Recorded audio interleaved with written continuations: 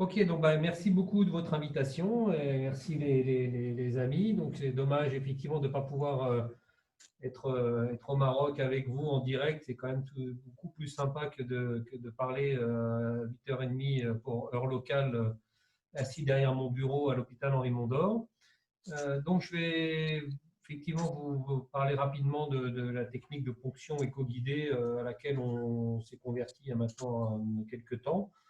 Et effectivement, c'est quelque chose qui est assez simple et dont il est dommage de se passer dans la mesure où ça apporte beaucoup d'avantages dans la qualité des ponctions.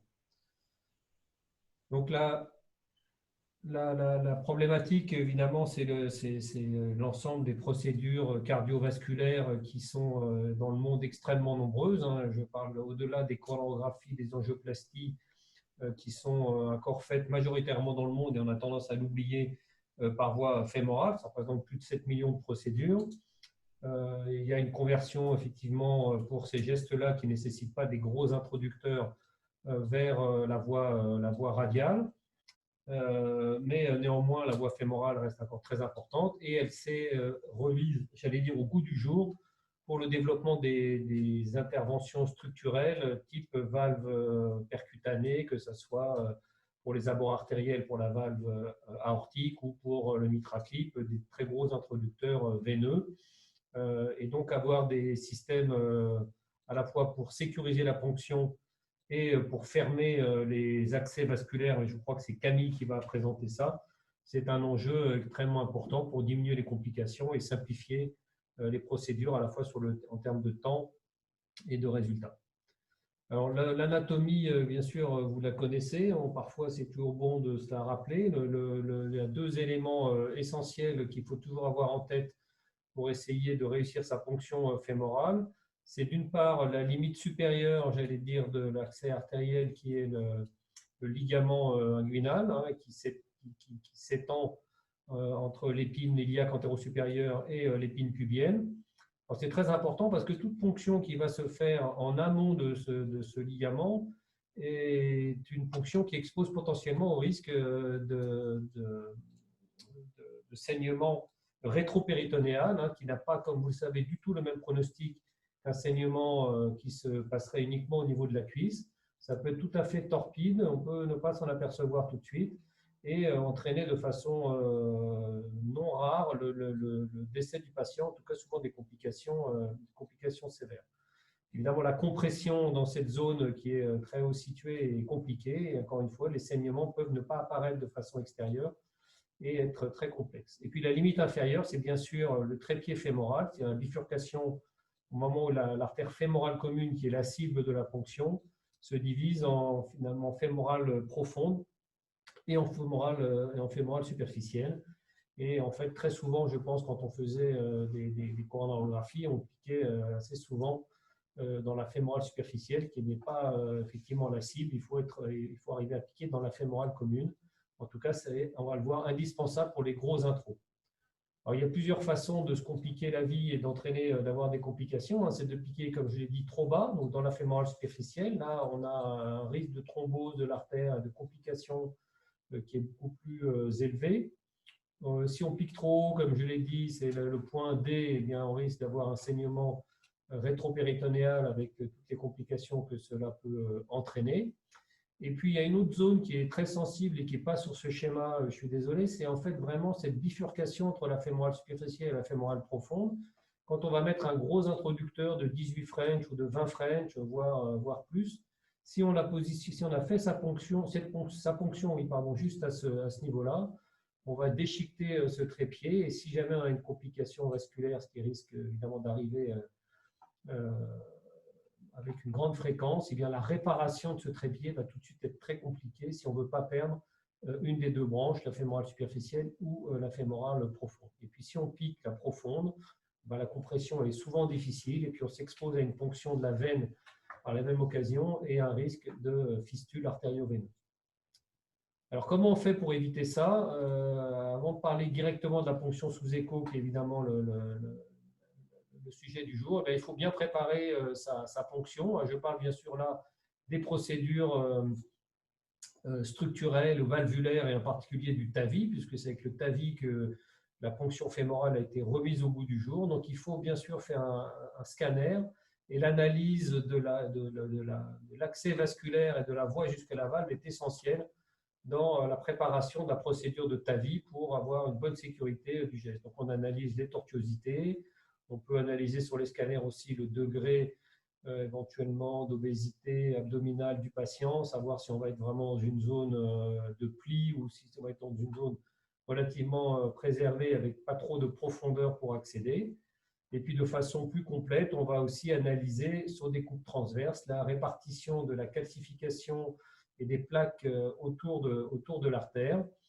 Et on comprend très bien que plus on va avoir des calcifications, j'allais dire, étendues sur la circonférence, et d'autant plus qu'elles sont antérieures et latérales, plus ça va compliquer, non pas, enfin, d'une part la ponction, puisque bien sûr, on va tomber sur une zone calcifiée et ça va être potentiellement une plaque qui va se disséquer, mais surtout la fermeture artérielle, mais je ne reviens pas sur ce sujet puisqu'il sera traité un peu plus tard. Donc, on peut tout à fait, maintenant, sur ces CT scans, bien analyser toute la paroi artérielle et également les rapports anatomiques, c'est-à-dire à quel niveau par rapport aux repères radiologiques osseux, notamment, se fait la bifurcation fémorale. Et ça peut être très utile au moment où on va être en salle de cathé. L'anatomie, je ne reviens pas dessus, mais il y a aussi, on peut faire bien sûr des angiographies, même si on fait ça beaucoup moins maintenant, et je reviendrai juste très rapidement. Donc, vous avez ici la bifurcation, hein, donc la zone va être entre ici et ici. Et il y a des petites artères aussi qui sont une source de complications finalement souvent sous-estimées. C'est ces artères ici qu'on appelle les circonflexes, qui sont destinées au petit bassin. Il y en a plusieurs. Généralement, il y a la circonflexe profonde, la circonflexe superficielle, la circonflexe intermédiaire. Et parfois, on embroche ces artères parce qu'elles ont parfois un trajet qui fait qu'elles passent devant la fémorale commune. Et effectivement, on va ponctionner, on va avoir un reflux, on va essayer de monter un guide, un désilet, et en fait, ça ne montera pas parce que tout simplement, on est dans ces petites branches artérielles. Et donc, il faut bien sûr jamais forcer puisqu'on risque de traumatiser ces vaisseaux et d'avoir des hématomes qui vont compliquer la suite de la procédure. Alors avant, ce qu'on faisait pour sécuriser nos gestes pour le TAVI, encore une fois, c'est essentiellement autour du TAVI que se pose le problème, eh bien, on faisait des angiographies avec un crossover. Donc, on faisait une ponction standard avec un fémoral, avec un désilet de petit calibre, de 5 ou 6 French. Et puis, on faisait un crossover. On descendait une pictelle, par exemple, dans le côté de l'artère où on voulait faire la ponction pour le geste invasif. On faisait une angiographie qui permettait de bien repérer, vous voyez ici, la bifurcation fémorale. Vous voyez toutes ces petites branches aussi qu'on voit très bien, les circonflexes dont je parlais. Et puis, eh bien, on faisait la ponction sous contrôle scopique en essayant de viser, vous voyez, le centre de la pictelle. Comme ça, on était sûr d'être perpendiculaire à la face, j'allais dire, antérieure du vaisseau et d'avoir une ponction qui était la plus sécuritaire possible. Bon, là, vous comprenez tout de suite l'inconvénient de ça, c'est qu'il faut faire un crossover, il faut utiliser du contraste. Vous voyez ici ma main, donc ça veut dire qu'on prend des rayons supplémentaires. Et donc, évidemment, une technique qui permet de s'affranchir de tout ça est extrêmement intéressante. Et cette technique, c'est quoi? C'est de faire ça sous ultrasons. Vous allez économiser du contraste, du rayon pour vos mains et pour éventuellement le patient. Donc, on utilise, il y a plein d'outils qui sont mis à disposition. Nous, ce qu'on a, c'est ces petits appareils d'écho portables, voire ultra portables. C'est un CX50 de Philips sur lequel il vous faut une sonde vasculaire, c'est-à-dire une sonde linéaire, et donc vous allez pouvoir la connecter éventuellement à votre dalle de salle de cathé et pouvoir monitorer votre repérage artériel et votre ponction en direct. Alors, il y a on va faire deux types d'acquisition pour visualiser la zone de ponction, hein. Soit des coupes transverses, c'est-à-dire qu'on va être transversal à l'axe principal du vaisseau qu'on veut ponctionner, ou des coupes longitudinales sur toutes les sondes vasculaires. Ça, c'est des évidences pour ceux qui font du Doppler vasculaire, hein. En tant que cardiologue interventionnel, j'en avais personnellement fait très peu, donc il a fallu que je m'y mette un petit peu. Donc sur ces sondes, vous avez toujours un marqueur d'un côté de la sonde, et ce marqueur est toujours sur l'écran de l'écho-Doppler, va être à gauche de l'écran. Donc, il faut toujours savoir où est votre marqueur et essayer, dans la mesure du possible, de toujours utiliser les mêmes axes, c'est-à-dire toujours le marqueur du même côté. Comme ça, vous savez toujours où vous êtes par rapport au bas et latéral ou médian. Alors, vous allez par exemple ici commencer, c'est ce que moi je fais, hein, d'un point de vue très pratique, comment je fais. Je commence toujours par une coupe longitudinale du vaisseau. Là, vous avez le marqueur qui est ici sur cette sonde. Ça veut dire que tout ce qui va être à gauche de l'écran est en haut par rapport à l'anatomie du patient et le bas va être à droite de l'écran.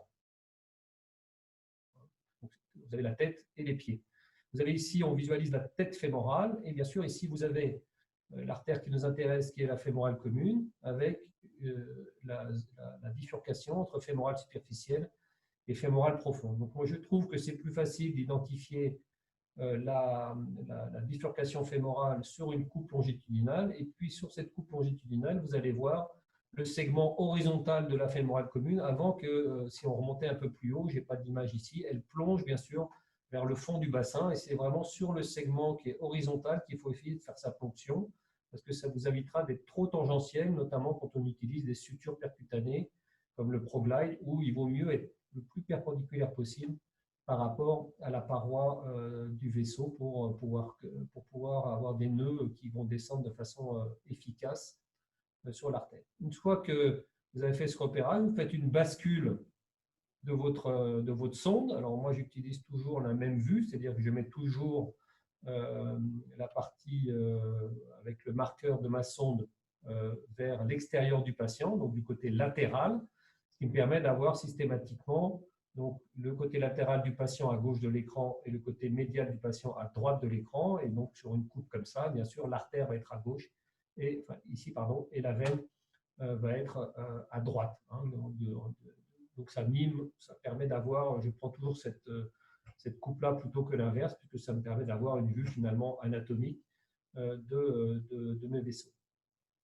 Donc une fois que j'ai fait ça, je repère mon artère et ma veine pour éventuellement distinguer l'une de l'autre. Encore une fois, ce sont des évidences pour des gens qui font du Doppler de façon courante, mais bien sûr, vous avez l'artère est pulsatile, mais parfois la veine, quand elle est très proche de l'artère, peut également être pulsatile et ça peut être un peu trompeur. Et puis, vous allez comprimer, appuyer plus ou moins sur votre sonde et bien sûr, la veine est dépressive et donc elle va s'écraser avec l'augmentation de la pression de la sonde. Et puis, vous pouvez évidemment vous aider également du Doppler couleur qui permet donc effectivement de distinguer le vaisseau artériel et le vaisseau veineux. Donc là, j'ai l'artère, là, j'ai la veine. Là, je reviens sur une coupe longitudinale, hein, mais c'est la même chose. Vous voyez ici de l'athérome sur la face postérieure de l'artère. Alors évidemment, un des intérêts aussi de l'écho-Doppler, c'est que vous pouvez regarder l'aspect de la paroi à travers laquelle vous allez passer votre trocar. Et si vous voyez une grosse plaque, évidemment, que vous n'auriez éventuellement pas identifiée au scanner préalable, vous pouvez vous décaler par rapport à cette plaque. Donc, une fois qu'on a fait son repérage de bifurcation, on se met au-dessus de la bifurcation pour éviter, bien sûr, d'avoir une ponction dans cette zone-là. Et puis, on va, ici, vous voyez, je suis un peu trop bas. Mon niveau de coupe est ici. Donc, j'ai la fémorale profonde est ici, la fémorale superficielle est ici. Et entre les deux, j'ai la veine fémorale. Donc, je vais remonter un petit peu jusqu'à avoir un seul vaisseau. Et ici, j'ai la fémorale commune et la grosse veine fémorale qui est ici, juste en interne par rapport à mon artère. Donc, une fois que j'ai bien fait mes repérages, que je sais où je suis par rapport à ma bifurcation, que je suis dans une zone où je n'ai pas de calcification pariétale importante, et ben, je vais pouvoir faire ma ponction. Alors, il y a deux façons de ponctionner. Soit vous ponctionnez, c'est ce qu'on fait habituellement sur une coupe transverse, comme ça vous permet de voir comment vous arrivez par rapport à l'artère et ça permet d'être quasiment certain que vous êtes bien, j'allais dire, perpendiculaire à la face antérieure de l'artère. Certains fonctionnent sur la vue longitudinale, mais c'est un peu plus difficile de visualiser l'aiguille quand vous êtes en coupe longitudinale. Donc habituellement, on fait plutôt sur une coupe transversale. Ce que vous allez voir, ce n'est pas directement l'aiguille qui descend. Hein. Ce que vous allez voir, c'est en fait dans cette zone-là plutôt une dépression, vous voyez, des tissus autour de l'artère quand l'aiguille arrive. Et puis quand l'aiguille va pénétrer l'artère, vous allez voir un petit flux Doppler, hein, qui est le flux qui passe à travers le trocar. Et en fait, bah, quand vous avez l'habitude, il faut accepter de passer un tout petit peu une petite phase d'apprentissage, bah, vous voyez vraiment très bien, et parfois on voit d'ailleurs même carrément l'aiguille, ça dépend des patients, des congénicités des patients. Si vous avez un autre exemple qui est peut-être plus frappant, vous voyez là, quand l'aiguille arrive, on ne voit pas vraiment le trajet de l'aiguille, parce qu'il faudrait qu'elle passe très exactement dans le faisceau d'ultrasons, mais vous voyez que là, quand on fait des petits mouvements comme ça, on voit très bien l'aiguille qui arrive sur la paroi antérieure de l'artère. Alors certains proposent comme technique, nous on fait ça sans Doppler couleur, puisqu'on a comme ça une meilleure définition des images, et certains proposent d'utiliser et utilisent le, la couleur en même temps que la ponction, ce qui permet de voir au moment où vous arrivez, cette espèce de petit flux turbulent qui va se produire à l'endroit où l'aiguille a pénétré l'artère, et ça permet d'être certain qu'on est bien dans le vaisseau. Enfin, comme on est dans une artère, de toute façon, on a le reflux qui va nous permettre d'être certain qu'on est bien dans le vaisseau. Et puis, une fois que cette ponction est faite avec ce contrôle, bah, c'est le reste, et bien sûr, je ne reviens pas là-dessus, puisque la plupart d'entre nous connaissent ça. C'est une technique de Selinger classique, hein. Vous avez mis votre trocar, là, votre sonde d'échographie, vous n'en avez plus besoin. Votre sonde Doppler, vous la mettez de côté, et puis vous passez votre guide dans le trocar, et puis ensuite sur ce guide, vous passez votre introducteur et puis votre système de fermeture. Encore une fois, donc Camille va parler un peu plus en détail. Donc, vous voyez, il n'y a pas de secret extraordinaire. Il faut simplement accepter de passer un petit peu de temps pour ceux qui ne sont pas des usagers habituels de l'écho-Doppler. Il y a une petite courbe d'apprentissage, mais qui somme toute est assez courte. Au début, vous avez l'impression que ça vous complique un petit peu la vie parce qu'il faut tenir la sonde avec une main, faire sa ponction avec l'autre main. Mais en fait, une fois que vous aurez pris l'habitude et que vous avez fait toujours les coupes de la même façon, avec toujours votre capteur orienté de la même façon, c'est-à-dire vous pouvez bouger votre aiguille latérale ou médiale en fonction de ce que vous voyez sur l'image, toujours de la même façon.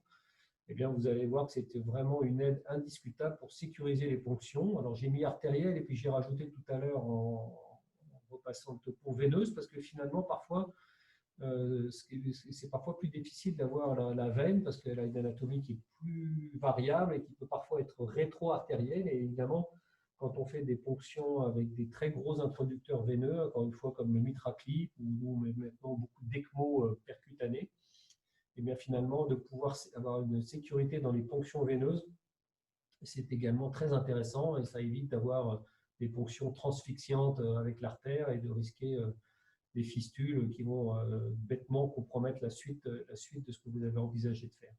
Donc ça sécurise, c'est indiscutable. Petite courbe d'apprentissage, c'est très utile. Bon, je ne vais pas conseiller ça pour les gens qui font des abords fémoraux pour la coronographie parce que c'est peut-être pas indispensable. Mais en tout cas, dès qu'on utilise des gros introducteurs, je pense que c'est vraiment très très utile. Et je n'ai pas de données chiffrées à vous montrer parce que ce n'était pas l'objet du topo, mais nous on a regardé bien sûr et on suit de façon régulière les complications liées notamment aux procédures de TAVI et les complications vasculaires qui sont maintenant celles qui sont les plus fréquentes. Hein. Et on a observé une très nette, une nette diminution des complications vasculaires depuis qu'on fait ces ponctions sous Doppler, avec au final un temps de procédure qui a diminué, une réduction du volume de contraste, puisqu'on économise le contraste, et la diminution du temps de procédure liée au fait qu'on ne fait plus de crossover initial comme on faisait au premier temps du TAVI. Donc, tous ceux qui sont intéressés par le structurel, qui ont besoin d'utiliser des gros introducteurs, mettez-vous au Doppler, à la ponction éco-guidée. Vos anesthésistes, souvent, utilisent déjà ça depuis longtemps. Et s'ils n'utilisent pas, eh bien, vous pouvez tout à fait acheter un système qui sont, encore une fois, il y en a des très légers, et les partager avec vos anesthésistes. Parce que là aussi, pour les ponctions des voies centrales, c'est un élément de sécurité et c'est dans les guidelines de nos collègues anesthésistes. Je vous remercie de votre attention.